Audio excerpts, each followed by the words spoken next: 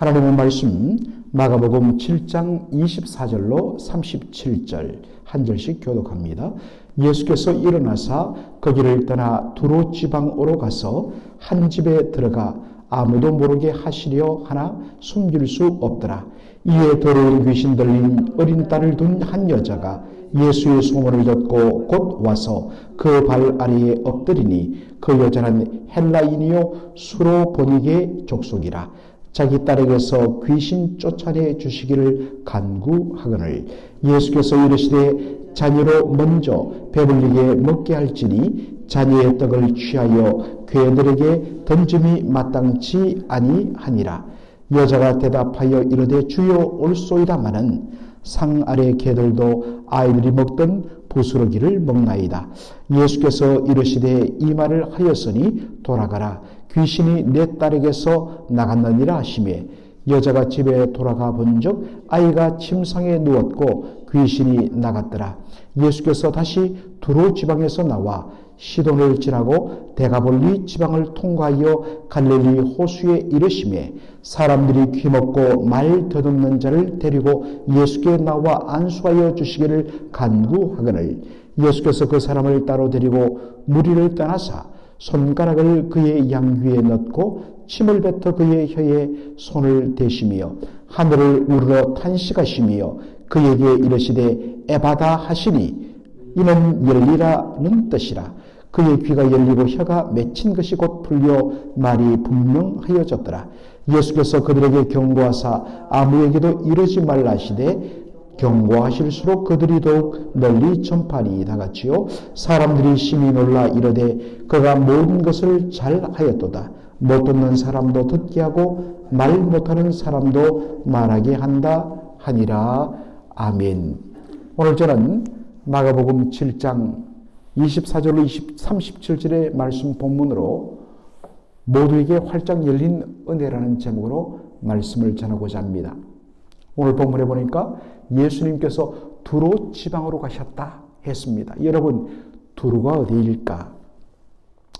여러분, 이 이스라엘 팔레스타인 땅 그 북쪽에 지중해를 면한 그 넓은 땅이 노는데 이것을 레바논이라고 합니다.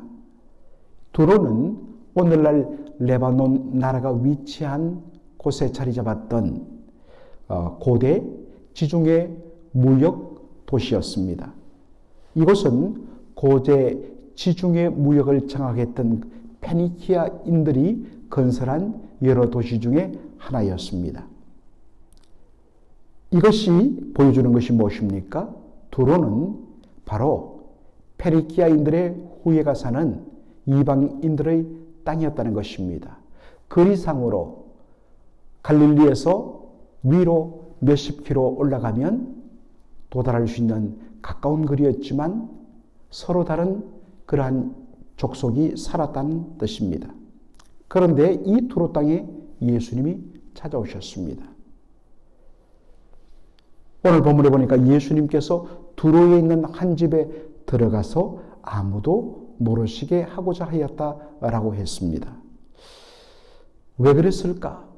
그 이유는 예수님이 가는 곳마다 사람들이 몰려들었기 때문입니다. 적게는 수천 명에서 많게는 1만 명 이상의 사람들이 예수님이 가는 곳마다 따라다녔기 때문에 예수님은 말씀을 전하시고 또 말씀 전한 후에는 그들의 병든 자들 한 사람 한 사람을 고쳐주시고 그들 가운데 더러운 귀신 들린 자들을 내치시느라 예수님께서 식사할 겨를도 없었다고 복음서는 이야기하고 있습니다. 그러다 보니까 매일마다 예수님 일에 치이고 사람에 치이다 보니까 우리와 같은 육신의 몸을 가지고 이 땅에 오신 예수님이신지라 예수님도 당연히 지치실 수밖에 없는 것입니다.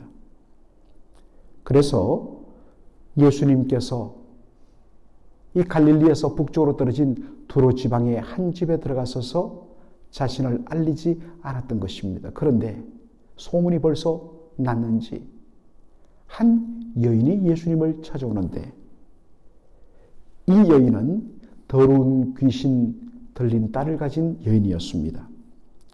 그리고 그 여인에게 대한 또 하나의 소개가 헬라인이요 수로보닉의 족속이라 그렇게 되어 있습니다. 여기 헬라인이란 말은 진짜 그리스 사람, 헬라 혈통을 가진 사람이라는 뜻이 아니라 유대인의 관점에서 세상을 두 인종으로 나누면 바로 이렇게 표현했습니다. 유대인이나 헬라인이나, 즉 하나님의 백성인 유대인이나 그 외의 나머지 이방인, 이 나머지 이방인을 표현하는 대표적인 표현이 뭐냐? 헬라인이었습니다. 그러니까 여기 이 여인을 헬라인이란 말은 이방인이라고 말하는 것을 우리가 알 수가 있습니다. 그리고 이 여인을 수로보닉의 여인이라 라고 이야기합니다. 이 수로보닉에는 바로 수로, 시리아라는 말과 그리고 보니게, 페니키아 사람이란 말의 합성어입니다. 즉 시리아에 속한 페니키아라는 뜻입니다. 이것은 리비오 페니키아, 즉 리비아 땅에 속한 페니키아 사람들과 구분하기 위하여서 만든 로마 시대의 표현법이었습니다. 여러분, 이 리비아 넓은 땅에 속한 대표적인 이 페니키아인들이 세운 해상 도시가 바로 그 유명한 카르타고입니다. 카르타고의 한니발 장군이 다 페니키아인들인 것입니다. 그래서 우리가 페니키아와 로마의 전쟁을, 한니발 장군과 로마의 전쟁을 제1차 포에니 전쟁, 제2차 포에니 전쟁이라고 하는데 이건 영어식 표현이고 페니키아 전쟁이라는 뜻입니다. 자, 이 여인은 바로 예수님께 나와서 자신의 귀신 들린 딸을 고쳐달라고 간청을 합니다. 그때 예수님이 뭐라고 말씀하십니까? 자녀의 떡을 취하여서 개들에게 던짐이 마땅치 않다라고 말씀하십니다. 이 말씀은 너희 이방인들은 개 같은 존재라는 뜻을 담고 있습니다.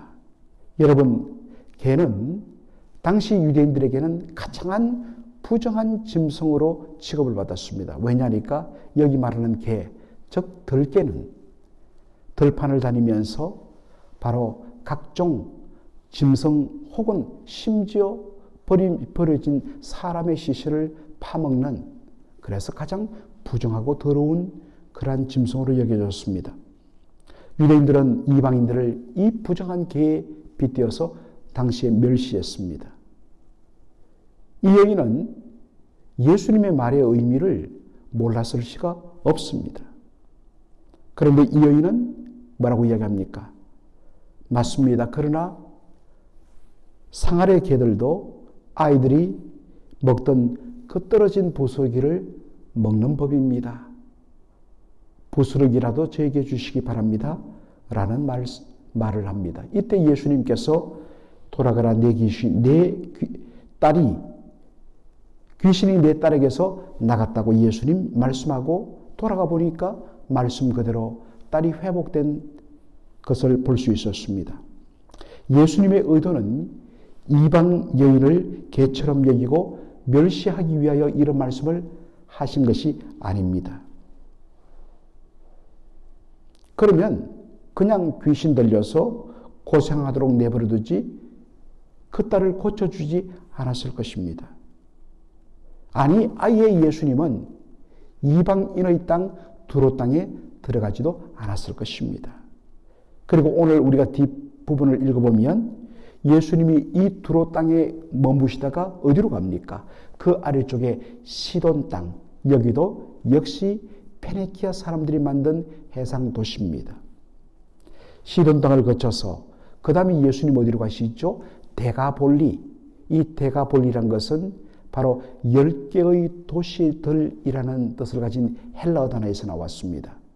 즉 갈릴리 호수 동편 지역에 걸쳐 있는 땅에 있는 10개의 도시란 뜻인데 이 데가볼리 지역은 바로 이방인들이 살고 있었습니다.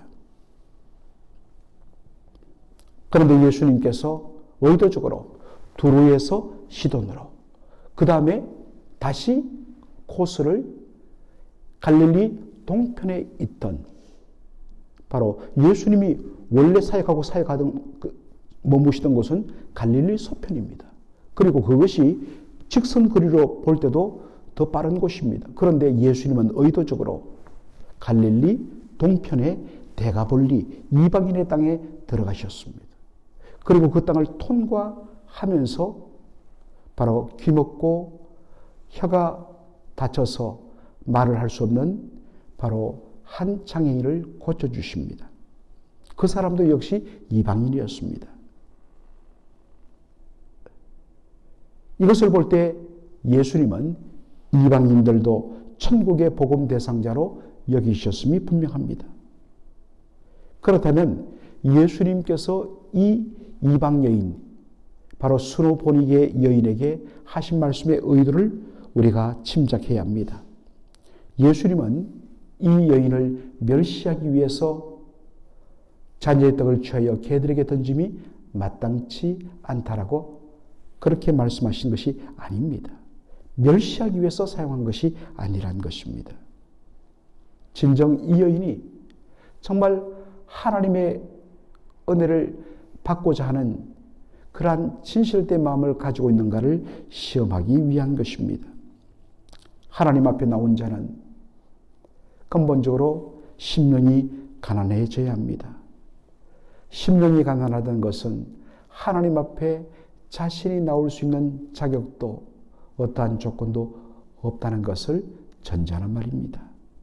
하나님 앞에 자신의 의와 공로는 전혀 없고 그 거룩하신 하나님 앞에서 자신은 정말 더러운 개만도 못한 그런 죄인인 것을 고백해야 하는 것입니다.